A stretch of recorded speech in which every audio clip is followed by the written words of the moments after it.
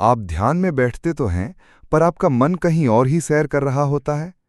क्या संकल्प की शक्ति पहले दिन तो मजबूत होती है, पर तीसरे दिन तक हवा हो जाती है? क्या आपको लगता है कि कोई अदृश्य शक्ति है जो आपको आध्यात्मिक मार्ग पर आगे बढ़ने से रोक रही है? अगर हां, तो आप अकेले नहीं हैं। महर्षि पतंजलि ने 2000 साल पहले ही इन सभी बाधाओं का निदान कर लिया था और उनका एक अचूक इलाज भी बताया था। योग दर्शन की हमारी यात्रा में आपका स्वागत है। पिछले सत्र में हमने अभ्यास और वैराग्य के कठिन पुरुषार्थ भरे मार्ग को समझा था, लेकिन महर्षि पतंजलि एक महान मनोवैज्ञानिक और एक करुणामय गुरु भी थे। वे जानते थे कि हर व्यक्ति के लिए आत्मनियंत्रण का ये शुष्क मार्ग आसान नहीं होता। इसीलिए उन्होंने एक और द्वार खोला, एक ऐसा मार्ग जो भक्ति, समर्पण और कृपा से भरा है। आज हम योग दर्शन के उस सबसे शक्तिशाली और सरल मार्ग, ईश्वर प्रणिधान को गहराई से जानेंगे। हम समझेंगे कि योग का ईश्वर कौन है, ये किसी धर्म विशेष का देवता है या कुछ और। इसके बाद हम मन के उन 9 दुश्मनों यानी अंतराय की पहचान करेंगे जो हर साधक की यात्रा में बाधा डालते हैं। और अंत में हम पतंजलि द्वारा दिए गए उस एक गुप्त अस्त्र, उस मास्टर की को उजागर करेंगे जो इन सभी बाधाओं के ताले को खोल सकती है। ये सत्र आपकी साधना को एक नई ऊर्जा और एक स्पष्ट दिशा दे सकता है, इसलिए मेरे साथ अंत तक बने रहिएगा। पसंद आए तो लाइक करें और ऐसे ही गहरे ज्ञान के लिए चैनल को सब्सक्राइब करना न भूलें। पुरुषार्थ का विकल्प, कृपा का मार्ग। सूत्र 1.23 से 1.26।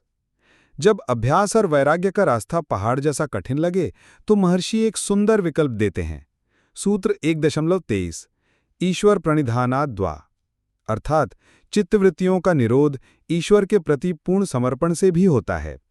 यहाँ वा शब्द का अर्थ है अथवा या विकल्प। ये एक चॉइस है। ईश्वर प्रणिधान का गहरा अर्थ है अपने सभी कर्मों, अपनी इच्छाओं, अपने अहंकार को उस परम चेतना के चरणों में समर्पित कर देना। ये मैं कर रहा हूं के भाव को छोड़कर सब तेरी इच्छा से हो रहा है के भाव में स्थित होना है।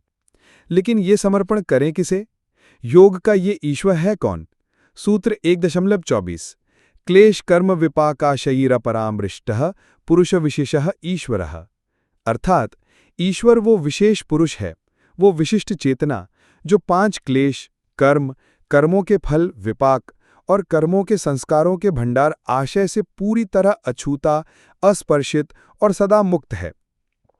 आइए इसे तोड़कर समझते हैं।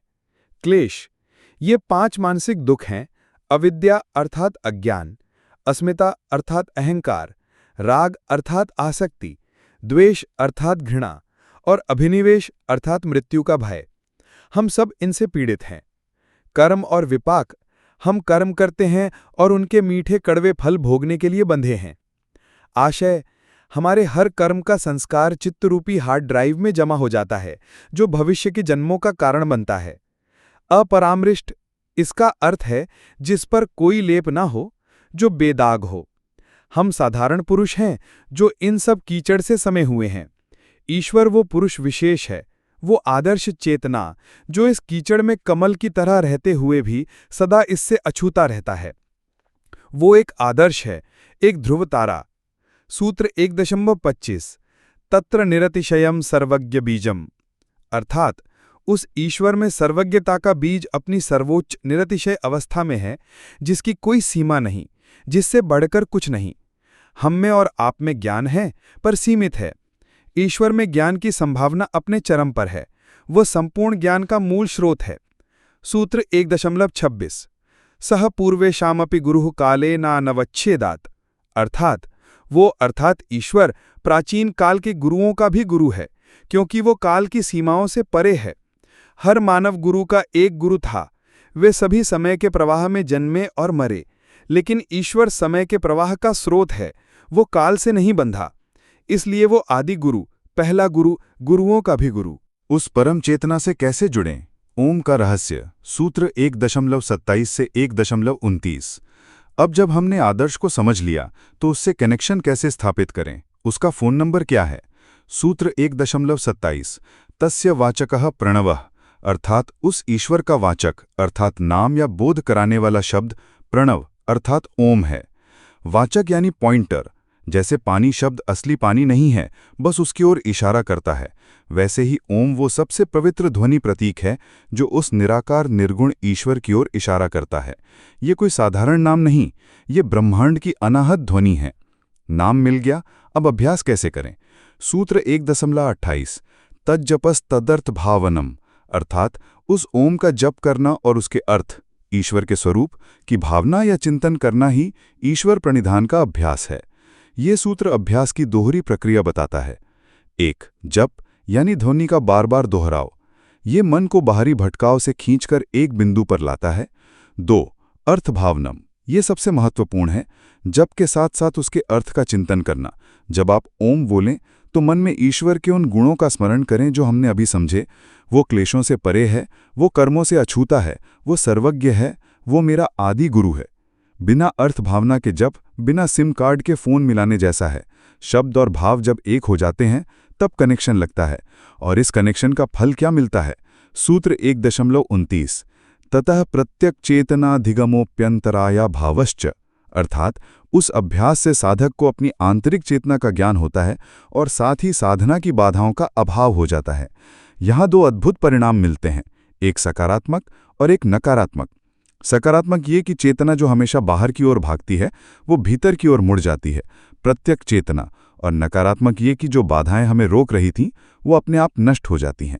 मन के 9 दुश्मन, अंतराय। अपनी बाधाओं को पहचाने। सूत्र 1.30। तो ये बाधाएं या अंतराय हैं क्या? पतंजलि एक डॉक्टर की तरह इन्हें गिनकर बताते हैं।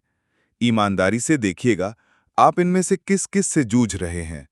सूत्र 1.30 व्याधिस्त्यान संशय प्रमादालस्य विरति भ्रांति दर्शनालब्ध भूमिकत्व अनवस्थित तत्वानि चित्त विक्षेपास्ते अंतरायाः। ये 9 चित्त के विक्षेप यानी भटकाव ही बाधाएं हैं। 1. व्याधि यानी रोग, शरीर में कोई भी बीमारी या दर्द। जब दांत में दर्द हो तो ध्यान ब्रह्म में नहीं दर्द में ही लगेगा। 2. स्त्यान यानी मानसिक जड़ता, ये मन की अकर्मण्यता है। सब कुछ ठीक होते हुए भी ध्यान में बैठने की इच्छा ही ना होना एक मानसिक आलस्य है। 3. संशय यानी शक, ये सबसे बड़ा दीमक है। क्या ये मार्ग सही है? क्या मुझसे हो पाएगा? क्या ईश्वर सच में है? ये शक आपकी संकल्प शक्ति को खोखला कर देता है। 4.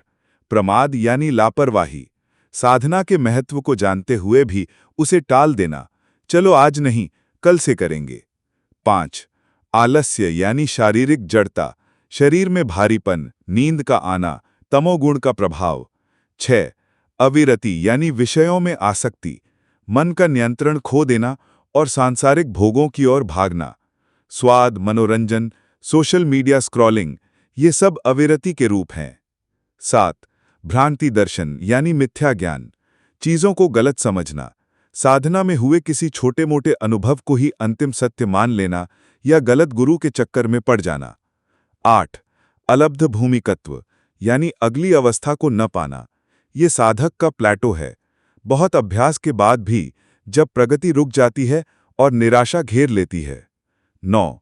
अनवस्थित तत्व यानी अवस्था में स्थिर न रह पाना, ये सबसे दर्दनाक है। जब आप मेहनत करके किसी शांत अवस्था को पाते हैं पर उसमें टिक नहीं पाते, मन फिसलकर वापस नीचे आ जाता है। बाधाओं के लक्षण और एक अचूक समाधान। सूत्र 1.32 जब ये 9 दुश्मन हमला करते हैं तो वे अकेले नहीं आते, वे अपने साथ 4 और दर्दनाक लक्षण लाते हैं। सूत्र 1.31 दुःखद दौर्मनस्य अंग मेजयत्व श्वास प्रश्वासा विक्षेप सह भुवः, अर्थात दुख यानी मानसिक पीड़ा, दौर्मनस्य यानी निराशा, मन का खट्टापन, अंग मेजयत्व यानी शरीर में कंपन या अस्थिरता, और श्वास प्रश्वास यानी श्वासों का अनियमित हो जाना, ये विक्षेपों के साथ ही उत्पन्न होते हैं। जब भी आप निराश होते हैं तो आपकी सांसें उखड़ जाती हैं, श्वास प्रश्वास और कभी-कभी घबराहट में हाथ पैर कांपने लगते हैं, अंग मेजयत्व, ये सब आपस में जुड़े हैं। तो अब हमारे सामने पूरी डायग्नोस्टिक रिपोर्ट है, 9 बीमारियां और उनके 4 लक्षण। तो इनकी दवा क्या है? डॉक्टर पतंजलि एक ही दवा लिखते हैं जो रामबाण है। सूत्र 1.32 तत्प्रतिषेधार्थ एकतत्वाभ्यासः अर्थात सभी बाधाओं और उनके लक्षणों को रोकने के लिए एकतत्व का अभ्यास करना चाहिए। यही है वो गुप्त अस्त्र, एक तत्वाभ्यास। मन का स्वभाव है भटकना, अनेक विषयों में दौड़ना। यही विक्षेप है। इसका इलाज है कि उसे पकड़कर किसी एक चीज पर टिका देना। जैसे सूर्य की बिखरी हुई किरणों को एक लेंस से एक बिंदु पर केंद्रित करने पर आग पैदा हो जाती है, वैसे ही मन की बिखरी हुई शक्तियों को जब एक तत्व पर केंद्रित किया जाता है तो सभी बाधाएं जलकर भस्म हो जाती हैं। ये एक तत्व कुछ भी हो सकता है। ये ईश्वर और उसका वाचक ओम हो सकता है। ये आपकी आती जाती सांस हो सकती है। ये किसी मंत्र का जाप हो सकता है। ये हृदय में प्रेम की भावना हो सकती है। महत्वपूर्ण ये नहीं है कि तत्व क्या है, महत्वपूर्ण ये है कि आप पूरी निष्ठा, श्रद्धा और निरंतरता से एक पर टिके रहें। तो आज हमने योग के एक ऐसे आयाम को छुआ जो तर्क से परे, समर्पण पर आधारित है। पतंजलि हमें सिखाते हैं कि जब पुरुषार्थ थका दे तो कृपा का हाथ थाम लो। उस परम चेतना जो ईश्वर है, जो काल से परे है, जो गुरुओं का भी गुरु है, उसे ओम के माध्यम से पुकारो, उसके गुणों का चिंतन करो। ये अभ्यास आपकी चेतना को भीतर की ओर मोड़ेगा और उन 9 दुश्मनों को, उन 9 बाधाओं को जो आपकी आध्यात्मिक ऊर्जा को चुरा रही हैं, उन्हें जड़ से उखाड़ फेंकेगा। और इन सब का सार एक ही महावाक्य में है, एक तत्वाभ्यास। अपने मन को 100 दिशाओं में दौड़ाने की बजाय उसे एक दिशा दें, एक लक्ष्य दें, एक आधार दें, क्योंकि बिखरा हुआ मन ही बंधन है और एकाग्र मन ही मुक्ति का द्वार है। आपको इन 9 बाधाओं में से कौन सी सबसे अधिक परेशान करती है? और क्या आप एक तत्वाभ्यास को अपने जीवन में उतारने का संकल्प लेंगे? अपने विचार नीचे कमेंट्स में हमसे जरूर साझा करें। इस गहरे ज्ञान की यात्रा में हमारे साथ बने रहने के लिए चैनल को सब्सक्राइब करें और इस वीडियो को हर उस साधक के साथ शेयर करें जिसे इसकी जरूरत है।